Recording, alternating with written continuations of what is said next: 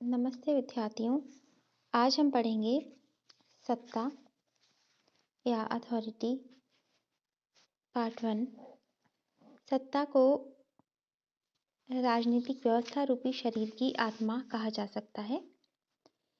यह शक्ति, प्रभाव और नेतृत्व का मूल उपकरण माना जाता है और नीति निर्माण, समन्वय, अनुशासन और प्रत्यायोजन कई राजनीतिक प्रक्रियाएं सत्ता के आधार पर ही संभव होती हैं।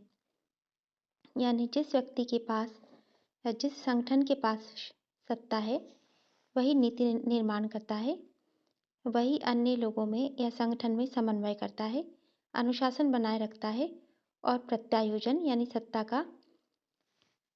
को प्रत्यायोजित भी करता है, यानी किसी अन्य को हस्तांतरित भी कर सकता है।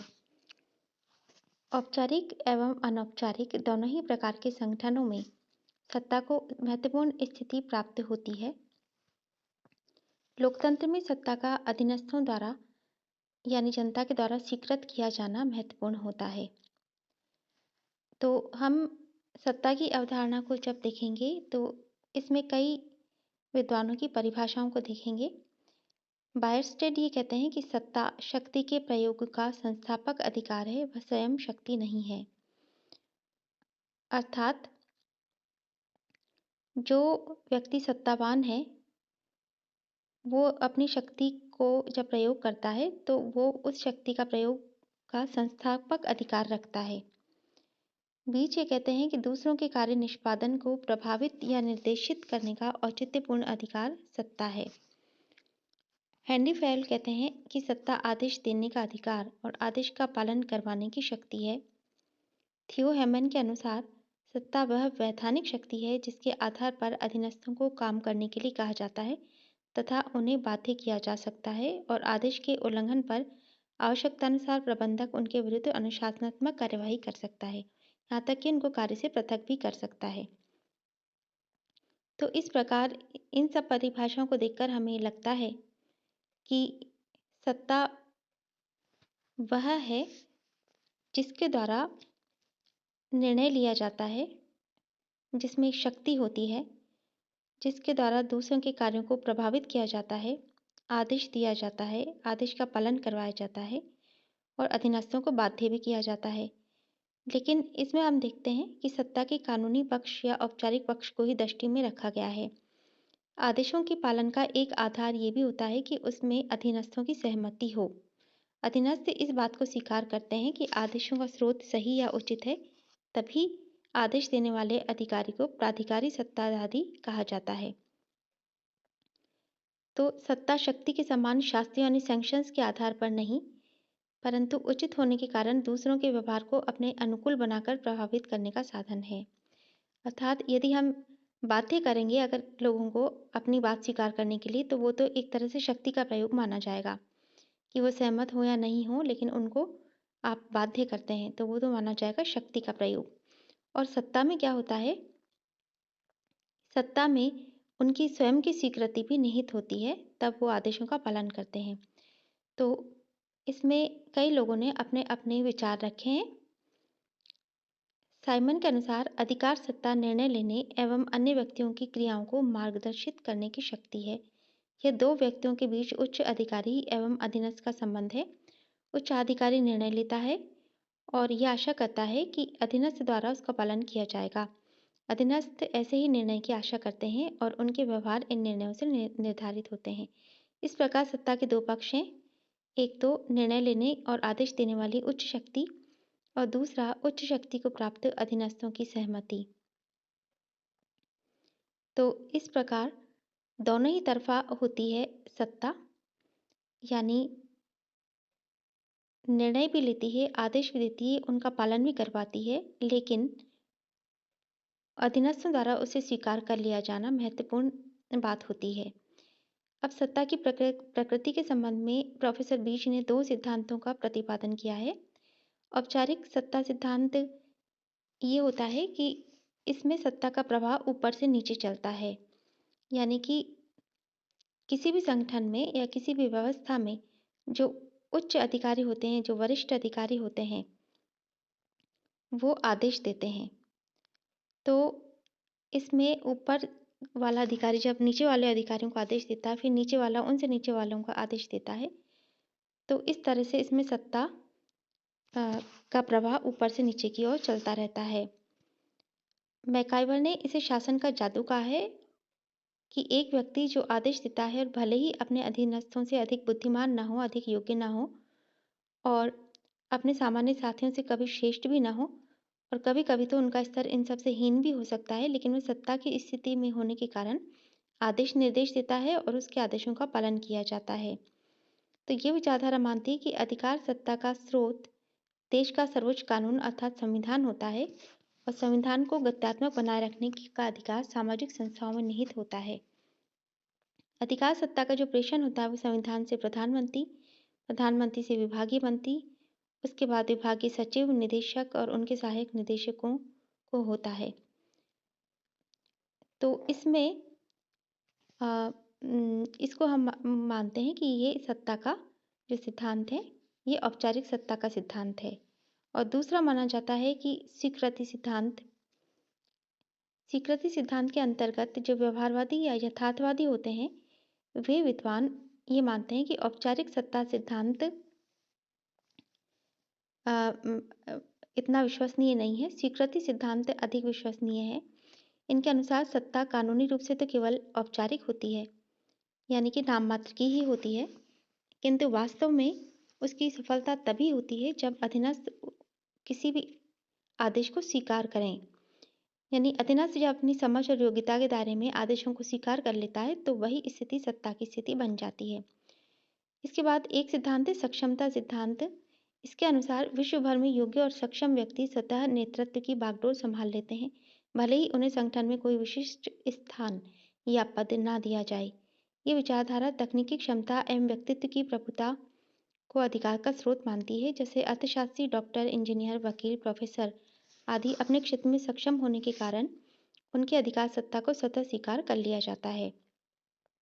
जब हम देखते हैं सत्ता के स्रोत या प्रकार, तो मैक्स वेबर ने सत्ता की विस्तृत विवेचना प्रस्तुत की है। उन्होंने औचित्यपूर्णता के आधार पर सत्ता के स्रोतों का वर्णन किया है। उनके अनुसार स्रोत के आधार पर सत्ता 3 प्रकार की होती है। एक तो परंपरागत। परंपरागत सत्ता वो होती है जो कई वर्षों से चली आ रही होती है। जब प्रजा या अधीनस्थ वरिष्ठ अधिकारियों के आदेश को इस आधार पर स्वीकार करते हैं कि कई वर्षों से ऐसा होता आ रहा है, तो इसे उसका परंपरागत स्रोत कहा जाएगा। इसका अभिप्राय है कि राजनीतिक शक्ति का प्रयोग अनवरत किया जा रहा है। इसमें प्रत्यायोजन मात्र अस्थायी रूप में किया जाता है और पूर्ण रूप से सर्वोच्च सत्ताधारी की इच्छा पर निर्भर करता है। यानी कि सर्वोच्च सत्ताधारी में बहुत ज़्यादा शक्तिशाली होता है। वो चाहे तो किसी दूसरे को सत्ता दे भी सकता है, चाहे तो नहीं भी दे सकता है। जैसे राजतंत्र में राजा और आज के समय में जैसे धर्मगुरु, पोप या महंत, इनको परंपरागत सत्ता का प्रतीक माना जा सकता है। तो इस प्रकार इस सत्ता को तो हम मानते हैं परंपरागत, और ये जो दूसरी सत्ता है, इसको बौद्धिक, कानूनी या वैधानिक सत्ता माना जाता है। जब अधीनस्थ किसी आदेश को इस आधार पर स्वीकार करते हैं कि वह तार्किक, कानूनी और संवैधानिक दृष्टि से औचित्यपूर्ण है, यानी उचित है, तो इस स्थिति में सत्ता को बौद्धिक कानूनी माना जाता है। ये सत्ता संवैधानिक नियमों के अंतर्गत धारण किए गए पद से प्राप्त होती है। अमेरिका में जब राष्ट्रपति का कोई उम्मीदवार निर्वाचक मंडल का बहुमत प्राप्त कर लेता है, या जब भारत में लोकसभा के बहुमत सदस्य किसी को अपना नेता निर्वाचित कर उसे प्रधानमंत्री बना देते हैं, तो सत्ता का ये बौद्धिक, तार्किक या वैधानिक आधार ही होता है। तो इसमें सत्ता का प्रत्यायोजन बौद्धिक आधार पर किया किया जाता है और कर्मचारीगण निर्वैयक्तिक आदेशों के आधार पर आज्ञा का पालन करते हैं। अर्थात कोई भी व्यक्ति जो अमेरिका का राष्ट्रपति बन गया है या भारत का प्रधानमंत्री बन गया है, तो पद के आधार पर उसके आदेशों का पालन किया जाता है, व्यक्ति के आधार पर आदेशों का पालन नहीं किया जाता। इसे इसलिए निर्वैयक्तिक आदेश के रूप में माना जाता है। इसके बाद करिश्मात्मक सत्ता होती है, जब अधीनस्थ लोग अपने वरिष्ठ सत्ताधारी के आदेशों को इस आधार पर न्यायसंगत मानते हैं कि उन पर सत्ताधारी का जादुई प्रभाव है, तो इसे करिश्मात्मक सत्ता कहते हैं। इसमें अधीनस्थ अनुयायी की तरह होते हैं और अपने प्रिय नेता के करिश्माती और आदर्शवादी व्यक्तित्व के कारण उसके आदेशों का पालन करते हैं। तीसरी दुनिया के अनेक देशों में द्वितीय विश्व युद्ध के बाद करिश्माती नेतृत्व का उदय हुआ, जिनमें हम Mahatma Gandhi, Jomo Kenyatta, Sukarno, Bourguiba, Nasser Nehru, Nkrumah, Sheikh Mujib, Jinnah, यूनो टीटो इत्यादि को ले सकते हैं, क्योंकि ये अपने अद्वितीय व्यक्तित्व के कारण लंबी अवधि तक राजनीतिक व्यवस्थाओं पर छाए रहे थे और लोगों की श्रद्धा के पात्र भी बने रहे थे। तो मैक्स वेबर का ये मानना है कि बौद्धिक कानूनी सत्ता तो फिर भी कमजोर होती है, इसलिए उसको सबलता अगर प्रदान करनी है तो उसमें करिश्माती तत्वों को शामिल किया जाना चाहिए और परंपरागत तत्वों को भी शामिल किया जाना चाहिए। सत्ता की अवधारणा में चेस्टर बर्नार्ड के अगर हम विचार देखें तो उनके अनुसार यह निर्णय करना कि कोई आदेश सत्ता रखता है या नहीं उन व्यक्तियों पर निर्भर है जिन्हें आदेश दिया जाता है, उन व्यक्तियों पर निर्भर नहीं है जो कि सत्ता में हैं या ये जो ये आदेश जारी करते हैं। यानी कि ये स्वीकृति सिद्धांत पर जोर देता है और चेस्टर बर्नार्ड ने कहा है कि एक अधीनस्थ कर्मचारी स्वयं ही अपने लिए सत्ता को स्थापित करता है। बर्नार्ड ने अपनी रचना the functions of the executive में लिखा है कि अधीनस्थ आदेशों को स्वीकार करें, इसके लिए 4 शर्तें पूरी होनी आवश्यक है। एक तो ये कि अधीनस्थ अधिकारी आदेश या सूचना को समझ सकता हो, अपने निश्चय करने के समय उसका यह विश्वास हो कि आदेश संगठन के उद्देश्यों के प्रतिकूल नहीं है, वो ये समझता हो कि समग्रता के रूप में संबंधित आदेश उसके व्यक्तिगत हितों के अनुकूल हैं तथा वह मानसिक और शारीरिक दृष्टि से उस आदेश के अनुपालन की क्षमता रखता हो। यानी कि उसको आदेश को समझना भी चाहिए और ये भी समझना चाहिए कि जिस संगठन में वो काम कर रहा है वो आदेश उसके प्रतिकूल नहीं है और वो आदेश उसके स्वयं के व्यक्तिगत हितों के भी अनुकूल है और वो मानसिक और शारीरिक दृष्टि से उसके अनुपालन की क्षमता रखता भी हो। जैसे मान लीजिए किसी संगठन में कोई व्यक्ति काम कर रहा हो और उसको कह दिया जाए कि आज 12 घंटे काम करना है, तो मानसिक और शारीरिक दृष्टि से उसकी क्षमता इतनी नहीं हो सकेगी, तो वो उस आदेश का पालन नहीं कर पाएगा। तो इसी प्रकार जो आदेश है वो अगर उसको ऐसा लगेगा कि संगठन के उद्देश्यों के भी प्रतिकूल हैं, तो भी वो उसका पालन नहीं कर पाएगा और उसके स्वयं के हितों के भी प्रतिकूल होंगे, तो भी वो उनका पालन नहीं कर पाएगा। तो इस प्रकार उनके अनुसार समस्त आदेशों को 3 श्रेणियों में विभाजित किया जा सकता है। कुछ आदेश ऐसे होते हैं जो स्वीकृति योग्य नहीं होते, यानी उनका पालन नहीं किया जाता और कुछ आदेश स्वीकृत और जो कुछ आदेश होते हैं वो तटस्थता की केवल पंक्ति पर ही होते हैं, यानी मुश्किल से स्वीकार या अस्वीकार किए जाते हैं। लेकिन तीसरी श्रेणी में वो आदेश आते हैं जो निर्विवाद रूप से स्वीकार कर लिए जाते हैं, तो इसी को उदासीनता का क्षेत्र माना जाता है। बर्नार्ड ये कहता है कि जैसे किसी व्यक्ति को जो राजस्थान प्रशासनिक सेवा में प्रवेश कर रहा हो या जैसे किसी भी सेवा में जिसमें बार बार स्थानांतरण होते हैं उसमें प्रवेश कर रहा हो, तो उसको स्थानांतरण आदेश के प्रति ज़्यादा चिंतित भी नहीं होता वो और उसके प्रति उदासीन रहता है, चाहे उसका स्थानांतरण कहीं भी कर दिया जाए। तो इस प्रकार वो निर्विवाद रूप से स्वीकार कर लेता है। इसको उदासीनता का क्षेत्र उसने माना है। अब सत्ता की अवधारणा में हम मैरी पार्कर फॉलेट के विचार देखें तो मैरी पार्कर फॉलेट ने सत्ता की अवधारणा को नए संदर्भ में परिभाषित किया। उन्होंने कहा कि संगठन में उच्च पदस्थ अधिकारी कनिष्ठ कनिष्ठ कार्मिकों को जब आदेश देते हैं तो ये आदेश दूसरे व्यक्ति को अप्रतिष्ठित कर देता है, यानी कि उसके ऊपर यानी कि उसकी प्रतिष्ठा कम हो जाती है। तो उसका मत था कि कई व्यक्ति दूसरे व्यक्तियों के साथ तो काम करना चाहेंगे, लेकिन अपने ऊपर कोई और व्यक्ति हो इस भावना को वो पसंद नहीं कर सकते। तो उन्होंने कहा कि संगठनों में आदेश जारी करने और उन्हें स्वीकार करने के संबंध में कई समस्याएं भी उत्पन्न हो जाती है। कई बार कार्मिक आदेशों का विरोध करते हैं, अवहेलना करते हैं और अधिकारी भी आदेश सत्ता के गर्व से अपने कार्मिकों का अपमान करते हैं।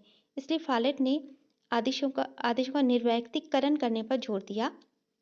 उन्होंने कहा कि प्रबंधकों और कर्मचारियों को स्थिति की तर्कसंगतता को देखना चाहिए, यानी एक व्यक्ति दूसरे व्यक्ति को आदेश नहीं देगा बल्कि परिस्थिति से आदेश लेने पर सहमत होगा। यदि आदेश एकदम परिस्थिति का भाग है तो किसी के द्वारा आदेश देने और लेने का प्रश्न ही नहीं उठता। तो उनका यह कहना था कि कोई भी अंतिम सत्ता नहीं होती है। अंतिम सत्ता के स्थान पर कार्य से उत्पन्न अधिकार की प्रतिस्थापना होनी चाहिए। यानी प्रत्येक व्यक्ति को कार्य सत्ता दी जानी चाहिए, जिसे जो कार्य सौंपा जाए वो उस कार्य के लिए अंतिम रूप से उत्तरदायी होना चाहिए। तो फॉलेट की मान्यता थी कि प्रत्येक व्यक्ति की सत्ता प्रत्यायोजित सत्ता न होकर, यानी कि जिसका हम प्रत्यायोजन करें यानी दूसरे व्यक्ति को दें, ऐसा न होकर कार्य से जुड़ी हुई होनी चाहिए। प्रत्यायोजित सत्ता का अभिप्राय तो ये होता है कि आपका मुख्य अधिकारी उस संपूर्ण सत्ता पर अधिकार रखता है और यदि वो चाहे तो इसके कुछ भाग का प्रत्यायोजन कर सकता है। लेकिन एक अध्यक्ष को भी उसके कार्य से अधिक सत्ता नहीं रखनी चाहिए और प्रत्येक व्यक्ति को कार्य से संबंधित सत्ता देनी चाहिए और उसे अपने कार्य के बारे में अंतिम रूप से उत्तरदायी होना चाहिए।